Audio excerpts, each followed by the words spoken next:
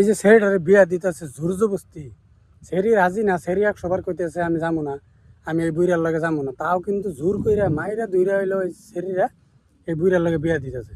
এটা তো ইসলামের নীতি নিয়ম না। আমরা ইসলামে থাকি কিন্তু ইসলাম ফলো করি না। আল্লাহ নবীর কাছে একটা সেরি গেছিল আবদাল লইয়া যে আমার পছন্দ হয় না, তাও আমার জোর করে বিয়া দিছে। আল্লাহ নবী লগে লগে কইছিল এই বিয়া বাতিল, এই বিয়া হয় না।